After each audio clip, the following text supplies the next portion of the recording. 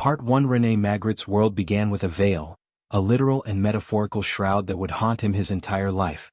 The day his mother disappeared beneath the waters of the Sambre River, her face hidden beneath her nightgown, was the day reality fractured. The child, only 13, was left grasping for meaning in a world that had suddenly become unknowable. This image, the faceless mother, etched itself into René's mind like a silent scream, a secret too heavy for words. It was the seed of obsession and the beginning of a lifelong quest, to unmask the invisible, to reveal what hides behind appearances. From that day forward, Magritte's art would become a battleground between truth and illusion. His canvases, surreal and enigmatic, whispered of things unseen, of veils, shadows, and the space between reality and dreams. But before the masterpieces, before the bowler hats and floating apples, there was a boy in a small Belgian town, struggling to understand the mystery of absence. Part 2. René grew up under the heavy silence that settled over his family after his mother's death. His father, a man of little emotion, tried to bury the pain deep beneath the mundane routines of daily life. Yet René could not forget. He felt the absence of his mother like a void that swallowed light and sound. At school in Brussels, young René was quiet, a dreamer with a restless mind. While other boys played, he sketched. Faces, objects, and strange scenes flowed from his charcoal-stained fingers. But none captured what haunted him, the veil, the hidden face. His father disapproved of his artistic leanings, but René persisted, enrolling in the Académie Royale des Beaux-Arts.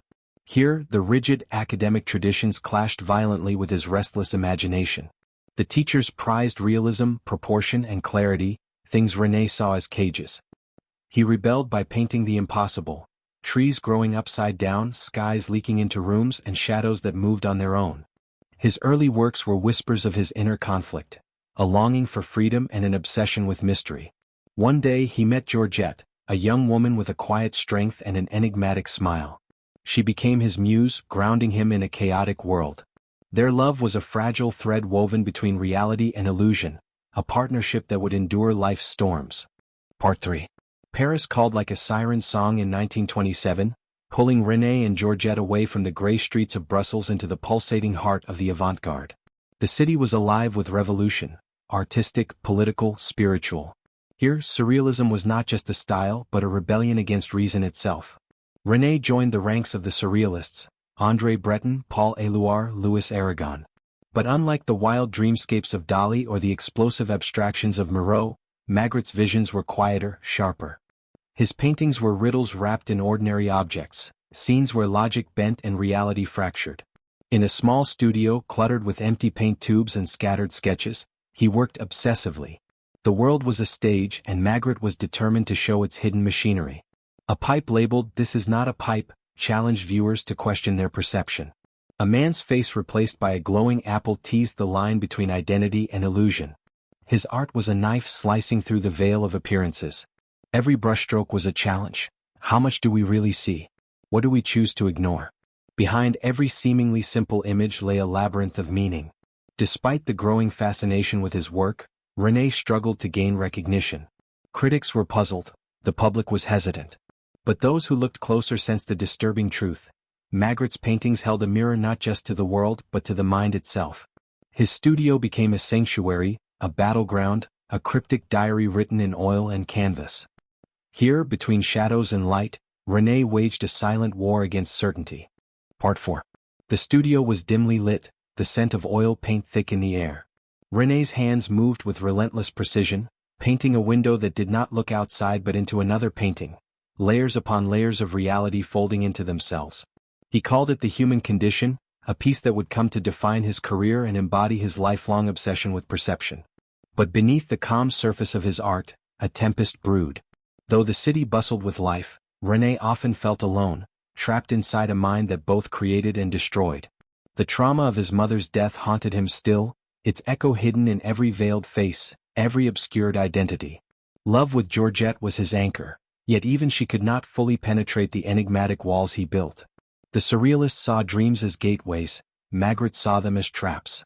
His images were not fantasies but puzzles, inviting viewers to question what they took for granted. Was the sky really blue or just painted so? Was the apple a fruit or a mask?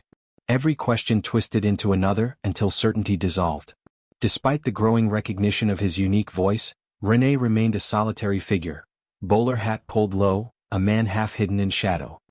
His paintings were invitations to doubt, to discomfort, to see the world not as it appears, but as it might be underneath. And in this labyrinth of illusions, he found both his torment and his salvation. Part 5. René's days blended into nights as he wrestled with the boundaries of reality and illusion. The quiet streets of Brussels were his refuge, yet every corner seemed to whisper secrets he could neither ignore nor understand. His studio became a sanctuary and a prison, walls lined with enigmatic portraits where faces were veiled, obscured, or replaced by mundane objects: apples, bowler hats, clouds.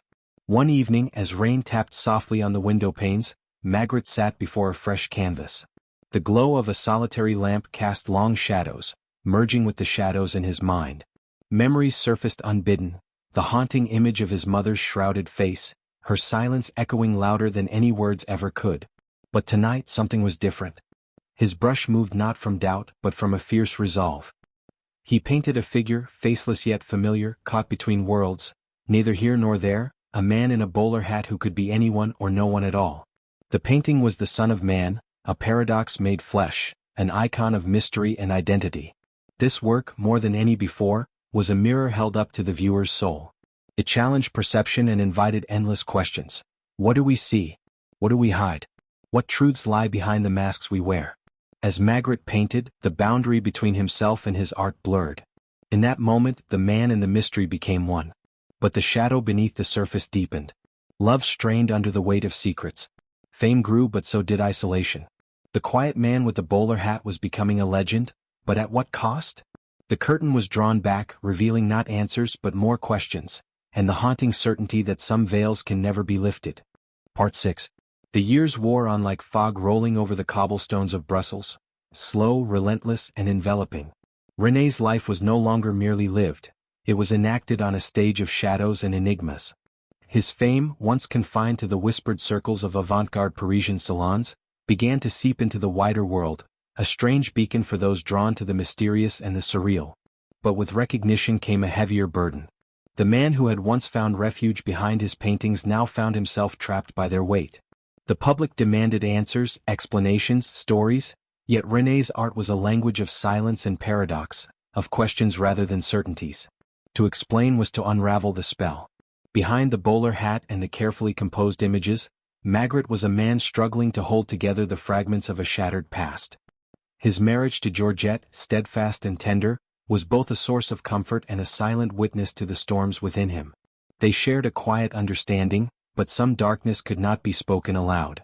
His studio, nestled in the heart of Brussels, was a chamber of secrets. Canvases leaned against peeling walls, each a door into a world where ordinary objects took on extraordinary meanings. The scent of turpentine mingled with the dust of decades. A green apple sat eternally on a wooden table, as if waiting to reveal its hidden truths. Magritte painted relentlessly. Not for fame nor fortune, but to grasp at the elusive threads of meaning that danced just beyond reach. Every brushstroke was a question, every image a challenge thrown at the face of reality. And yet, even as his vision sharpened, the shadows lengthened. Doubt gnawed at him. Was his art a liberation or a cage? Did he reveal truth, or simply cloak his fears in riddles? In the twilight of his life, Magritte's works grew ever more cryptic, their silence heavier, their mysteries deeper. A man with an apple for a face. A window showing not a view, but another painting. Reality folding in on itself like a labyrinth with no exit. When the end came as quietly as his paintings had begun, it left behind a silence that echoed through galleries and minds alike. René Magritte had not simply painted images, he had painted the enigma of existence itself. And as the final curtain fell, one truth remained. The greatest mystery was not what lay on the canvas, but what lay behind the eyes of the man who painted it. Part 7. Beneath the quiet surface of his final days, a tempest still stirred, the restless spirit of a man who lived between worlds, never fully belonging to either. His brush now rested, but the questions he posed echoed louder than ever, whispering through galleries, through minds, through the very fabric of reality. In his art, Magritte tore down the walls between dream and waking, between appearance and essence. He dared to ask what lies beneath the veil, what truths hide behind the mask, and whether certainty itself is but an illusion. And so, as twilight faded into night, the world inherited a legacy shrouded in paradox. paintings that refused to be deciphered, puzzles without solutions, windows looking inward instead of outward. René Magritte became more than a man or an artist. He became a symbol of mystery, of defiance, of the endless dance between seeing and believing. His final masterpiece was not on canvas, but in the minds of all who dare to question what is real, and what is merely the shadow of reality. Behind every pipe that is not a pipe, behind every face hidden by an apple, lies a silent invitation to look deeper, beyond the surface, beyond the obvious, into the realm where art and enigma entwine. And in that realm, Magritte's spirit lingers still, quietly smiling beneath his bowler hat, forever painting the invisible.